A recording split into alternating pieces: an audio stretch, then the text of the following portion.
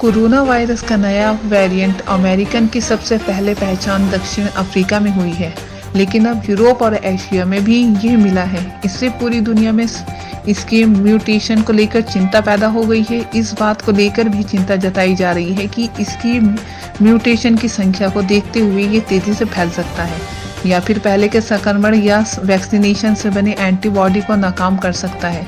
Corona virus के इस नए वेरिएंट के आने की खबरों के बाद शुक्रवार ने कई देशों में नई यात्रा प्रतिबंध का ऐलान कर दिया है। इसने दवा कंपनियों को भी चिंतित कर दिया है। अब उन्हें इस बात की भी चिंता सता रही है कि उनकी कोविड-19 वैक्सीनेशन नए वेरिएंट का मुकाबला कर पाएगी। वैज्ञानिक क्यों चिंतित है?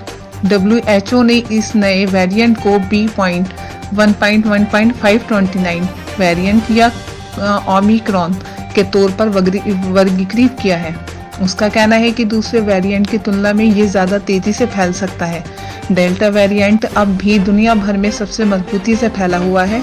अमेरिका में 99.9% कोरोना के केस डेल्टा वेरिएंट के हैं। अमेरिका में पीटर्सबर्ग मेडिकल सेंटर यूनिवर्सिटी में infection prevention and hospital epidemiology के medical director doctor Graham Snyder का कहना है कि अभी ये पक्का नहीं है कि नया वेरिएंट डेल्टा वेरिएंट की जगह ले भी पाएगा या नहीं, लेकिन नया वेरिएंट वैक्सीन की ओर से टारगेट किए जाने वाले हिस्से में 30 से अधिक म्यूटेशन करता है। दक्षिण अफ्रीका में नए संक्रमण में रफ्तार में इसका बड़ा हाथ है। क्या नए वेरिएंट नेचुरल एंटीबॉडी या वैक्सीनेशन को भी असर कर देगा? कोलंबिया यूनिवर्सिटी में माइक्रोबायोलॉजी एंड इम्यूनोलॉजी के प्रोफेसर डॉक्टर डेविड हो कहते हैं, ओमिक्रॉन म्यूटेशन कोविड-19 ट्रीटमेंट और कुछ एंटीबॉडी को भी असर कर सकता है। प्रयोग के दौर से गुजर रही फाइजर की एंटीवायरल गोली पैक्सलोविड और मार्क की मोलनुपिराविर वायरस के उन हिस्सों को निशाना बनाती है जो ओमिक्रॉन में नहीं बदलते। ऐसे में ये गोलियां प्राकृतिक और वैक्सीन से इम्यूनिटी को मिल रही चुनौती की स्थिति में ज़्यादा कारगर साबित हो सकती है। क्या अमेरिकन कोरोना के पुराने वेरिएंट से ज़्यादा खतरनाक है?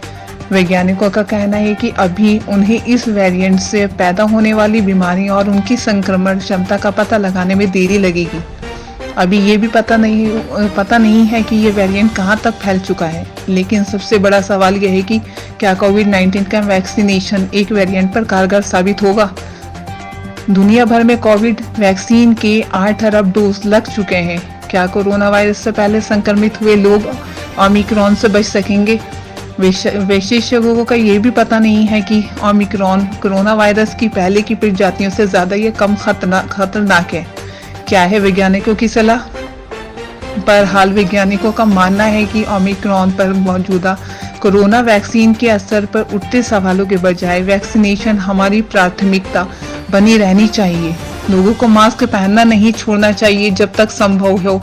भीड़ वाली जगह पर न जाएं, वेंटिलेशन वाले कमरे में रहें और हाथ धोते रहें।